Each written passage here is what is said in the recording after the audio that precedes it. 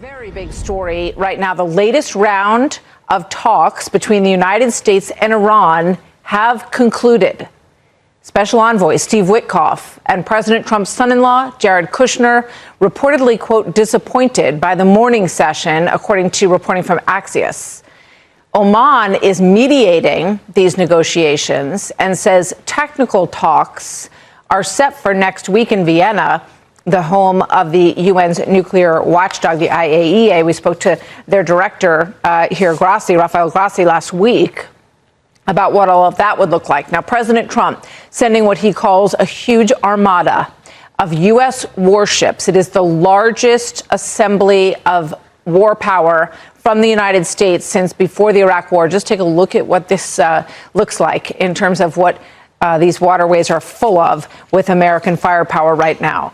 The president has warned that really bad things will happen. This is his warning to Iran if they don't cut a deal. Chief Foreign Correspondent Trey Yingst live in Tel Aviv and Chief National Security Correspondent Jennifer Griffin in Washington. Great to have both of you with us. Trey, what is your sense of how these talks have gone in Geneva and what this buildup in the whole region, including in Israel, looks like?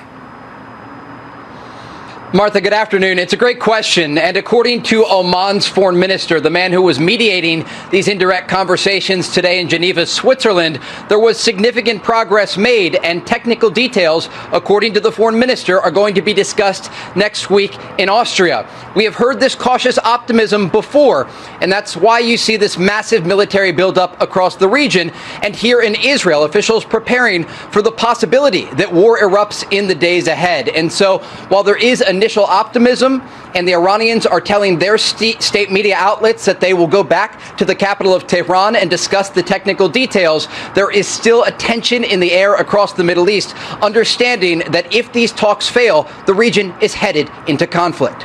Martha? Jennifer, thank you, Trey. What is your sense from Pentagon sources? Obviously, they are ready. And potentially a comparison to what we saw in Venezuela and what signs we can read right now about where this is going. Well, I think what I'm looking at right now are a few things. First of all, the Gerald R. Ford aircraft carrier strike group, which everybody's been watching. It was in Suda Bay, Crete, getting resupply, getting munitions. It is now moving east toward Israel, and it will be in position off the coast of Israel tomorrow.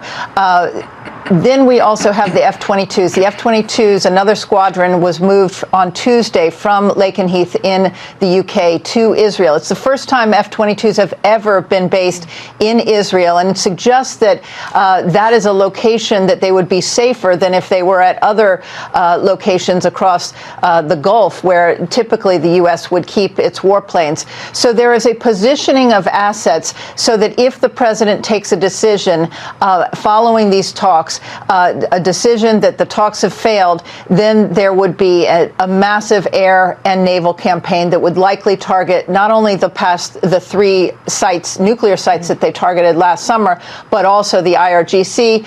It's not clear whether this is about regime change. We've heard very confusing messages from the Secretary of State and even Steve Witkoff in recent days suggesting that it's also about the ballistic missiles, that Steve Witkoff says that Iran is a week away from having a nuclear bomb.